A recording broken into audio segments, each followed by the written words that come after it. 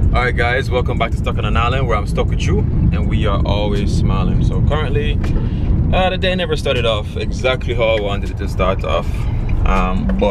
Well, it started off how I wanted it to, but how I wanted it to end is not going to finish that way. But anyway, I'm currently heading to a subscriber right now to deliver a shirt and 3 bottles of honey. You guys might notice I haven't really been talking a lot about the honey, because it's not like I have a million of it. I only have a little bit. So those who were really interested, you know, they find me on Instagram or whatever the case is. And yeah, so I'm selling these 3, and I think I have 4 more that someone already has ordered for Monday. Hopefully they do pick it up. So yeah. Yeah, but what I wanted to happen today that didn't happen was I wanted to go to pick up some equipment for my bees out in Spanish Town, but you know, the place is closed on a Saturday, which kind of sucks, but yeah, it's a part of life. But anyway, the good part, I'm gonna meet a subscriber today, and yeah, I think she came down from the US or something like that, or from Canada, sorry. So that's kind of cool. Yeah, it's a great opportunity to meet subscribers and such. Yeah, but I'm kind of excited at the moment for the whole beekeeping season. Super excited about that. The season pretty much starts off in February. It's gonna start off in February, and it's gonna go all the way into like May probably or so. So I'm excited about that. Last year I wasn't really interested in getting honey. If I got honey, that would be great, but this year I may be 30% interested in getting honey, and then the other 70% is to actually like expand the hive so I can have a lot more honey in future, and I can start like really promoting it and getting it out there, and you know, thing. So yeah, the good part about when you're here and you buy the honey, of course you're gonna get it at local price. For the 12 ounce weight, it's weighed about 12 ounces. It goes for like 1,000 Jamaican dollars, which is way below the market price. The market price is about, if you buy it in stores, it's like 1,400 or 1,500. And the cool part about it, guys, is that you get the chance to eat something that you know where it's coming from. You know, you guys see how the bees are, you know, dealt with and so on. Just a little bit of information. Some people like going into the American stores and buying the dollar honey. It's crazy. I see them all the time, selling for like $2 or $1, and it's not the most health beneficial honey that you can find, because it's usually a single floral honey. So it only has one. Yeah, I'm trying to concentrate and drive while I talk to you guys. It only has one flower that it gets the honey from, which I believe is like the clover honey or some crap like that. And if you think about it in life, if you are only eating lettuce every day, are you getting enough vitamins? Nah. So the typical multifloral honey now, it's different. That honey you get from, you know, whether it's avocados they got some nutrients from, or maybe it's pears or apples or bananas. Well, not bananas, I don't think they pollinate bananas. Mangoes, whatever it is. So you're getting a lot more nutrients from that honey, and also the flavor is fantastic, man. Yeah, this vlog is pretty much gonna be a talking vlog, to be quite honest. I just want to meet the subscriber. I wanted to talk to you guys about a few other things. Yeah, shipping update. I think I did get the update on some packages where I saw where it got into customs, and I'm happy. Hold on. Hello? Not tomorrow. I have to come there on Monday. All right, cool. Yeah, sorry about that. That's pretty much the guys that I was calling just now to, you know, get the equipment from. Funny enough, in Jamaica, I believe that they are one of the only suppliers of like our equipment and stuff. So yeah. So yeah, talking about the whole monofloral honey type of thing. It's an educational video for those who want to buy honey. So yeah, when you buy the honey with the different different flowers, you know, whatever is in season or whatever is about, they'll get it. Could be from the weeds on the ground or fruit trees. You're gonna find that that honey is gonna be a lot more flavorful. I think last year when I sold honey was very dark. The honey was really dark, and some people were like, oh my gosh, why is it so dark? And that's because of, you know, how the market has tricked us into believing what's good and what really isn't. Man, yeah, I had to do something really quick. Yeah, people, normally you're gonna see honey as like golden and light and all colorful and whatever, and that honey generally might fetch a higher price on the market, and that's because of the looks. It has nothing to do with the flavor or whatever. Like if you look on the honey nut Cheerio advertisements, like the honey is golden and like, yay, it's beautiful. The darker the honey is, the better it is actually. It means that there's so much nutrients into it, it gets darker and darker and darker. So that's just a little 411 for you guys. What I was talking to the guy about just now about the queen excluders, it's something that I want to experiment on. You know, everyone who has bought a bottle of honey from me and so on has really helped the business grow, because I don't take the money and spend on no crap. All the money we use it straight back into the business, you know, buy stuff, experiment on stuff. And again, if you guys don't want to hear the talking video, you can skip off, I don't really care. But for those who are interested in information and who might be potential beekeepers in the future, with the queen excluders, it's going to help me with my organization of the bees, like a lot. So generally in a hive you have like 2 brood chambers. 2 brood chambers means it's like it's where they live. It's like having 2 rooms, right? But I noticed that sometimes my bees will use one and they don't use the other, and it gets so chaotic to really find where the queen is and all of that. So with the queen excluder, what it does, you can separate the queen into just one box, right? And she really only needs just one box to actually do all her laying. So that means anything that goes above that box is going to be purely honey. There's not going to be any laying of bees or any children or whatever you want to call them inside that box. So that makes it more organized for me. But the reason why I kind of stayed away from it for so many years was because some people say that, oh, it's not so ethical because the bees that have to force their way through it, you know, they injure themselves. That's what some people say. I don't know how theoretical it is. But to explain the queen excluder, it's like grids. It's like a plastic or metal thing you put it on top, and it's like grids. So the regular bees are small, so they can just push their ways through and they can go into the other box above. But with the queen, her ass is so big she can't fit through, so she's confined to wherever the box is below the queen excluder. You feel me? So that's pretty much what the theory is. So I stayed away from it because of that reason. But to counteract that, I'm gonna pretty much be using, you know, the intelligence of the bees. So usually it doesn't matter where the entrance is. If there's 10 different entrances in a hive, the bees will choose the best one.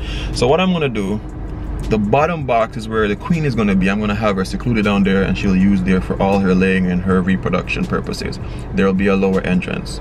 And then above that, I will have a smaller entrance. So the bees that want to, you know, maybe take back in honey or take back in pollen, they don't have to go through the lower entrance and then go up through the queen excluder and damage themselves based on what some people think, you know. Just in case that's the case, I'll have an upper entrance so they don't have to use that entrance at all. And bees are pretty smart. They actually will learn on the changes in their surroundings, you know. They adapt to, you know, the differences. So that's pretty much it. I kind of wanted to show you guys that today. That's why I'm just talking about it now, because what I was going to do today would have been to go to take you guys to the place, pick up these things, and then show you how I did it and whatever the case is, and then boom. Yeah, it's just random talking about this, because those who are interested in honey, it's good to know where your food is coming from, straight up. And that's why the price of honey has been like going up so much in the US or just all over the world,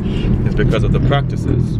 You know, it goes back down to the monocropping, meaning when the farmers feed the bees just one thing, the bees are just only eating one thing, they only have one nutrient source, and that means that they're not going to develop as well as they should be if they were feeding on several different things. So that's why I kind of try to get you guys to stay away from the mono ones. I mean, if you can't afford anything else, then just do it. But if you can, is I mean. But anyway, I'm done talking about that. I'll show you. I'll pop back in whenever I meet with a subscriber and get her stuff, and then that will be the end of the vlog.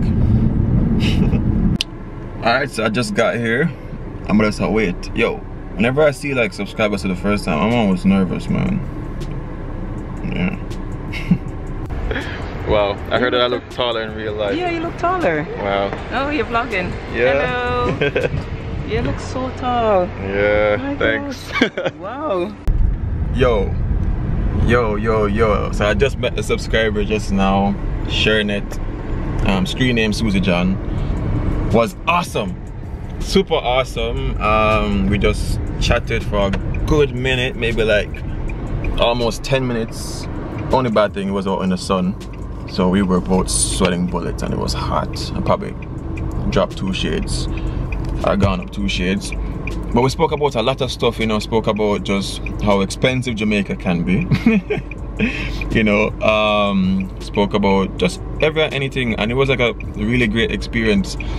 Funny enough, people always say like when they meet me, them just click.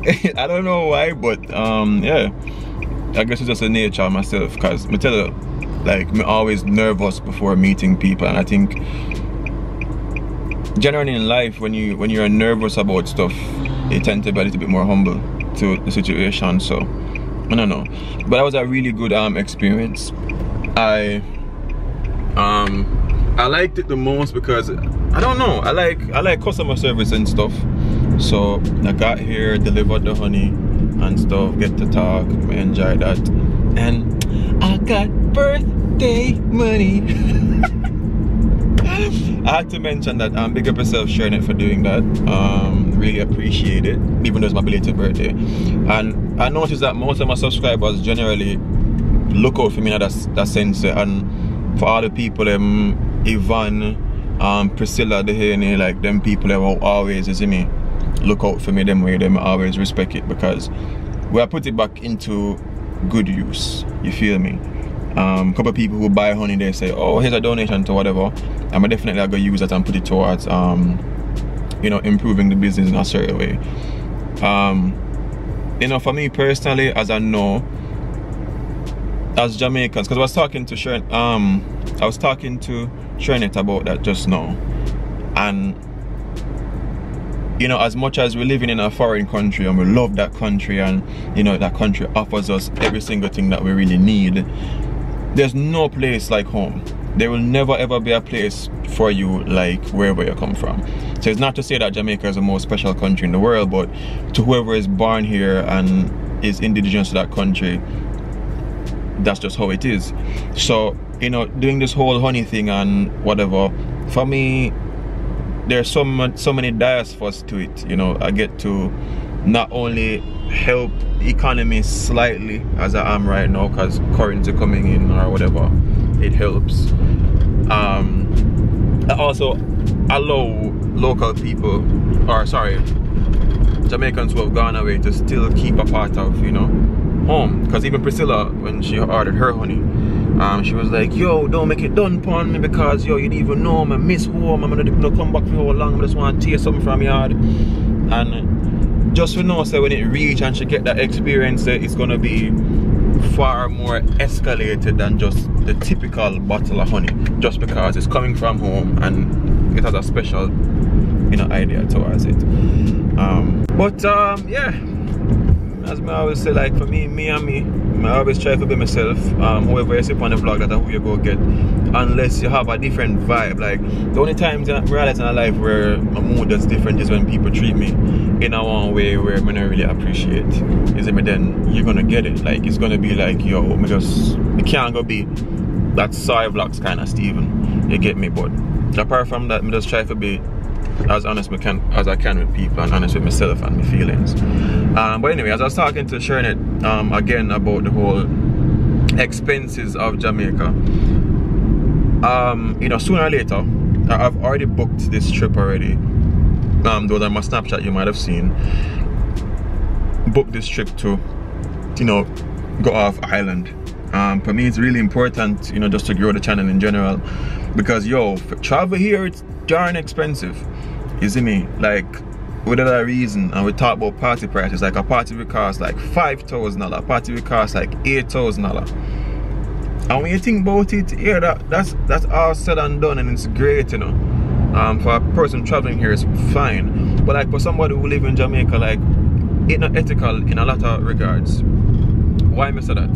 You go to the party and the same music you hear every single day. You dip on your iPhone, you dip on your iPod, whatever you listen to music, you dip on it. You guys do the same music all the time and you're party with the same friends. Now, $8,000 to access an event is quite easily about a quarter of a plane ticket to a decent little place, somewhere different, maybe a different Caribbean island. You get me, I say? Plus if you even factor in like the cost where you have to spend to dress up and go to that event. Some woman sometimes have to buy different clothes as an extra.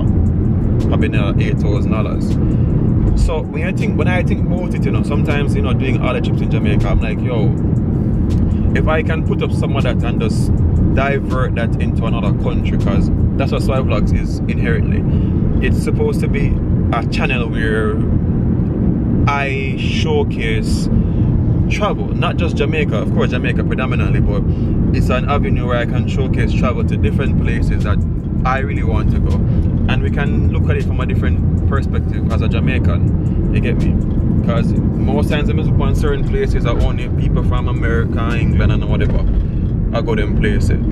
I don't really mean to say it, but I've never quite really met a black like a black vlogger that we know I travel like hard.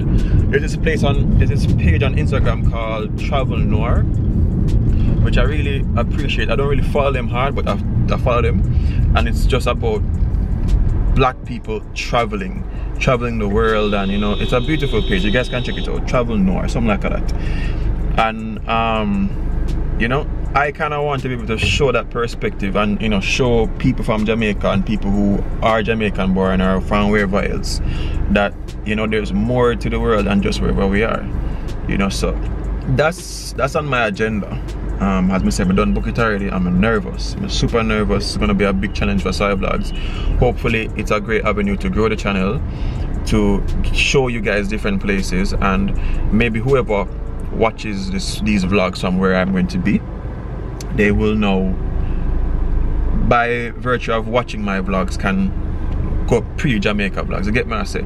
So for example, if I go Spain and somebody did want to go watch about Spain and go watch about Spain and realize, oh, the dog live in Jamaica, oh, I love Jamaica too, that way I can actually attract people to come to my country inadvertently. So that's gonna be as I said, kill two birds with one stone, you understand? But anyway, as I said, this vlog is just mostly about chatting.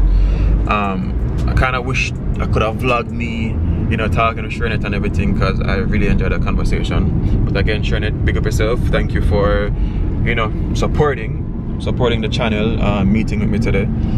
And yeah, remember these three things: love, nature, adaptation, and always remember, keep the link.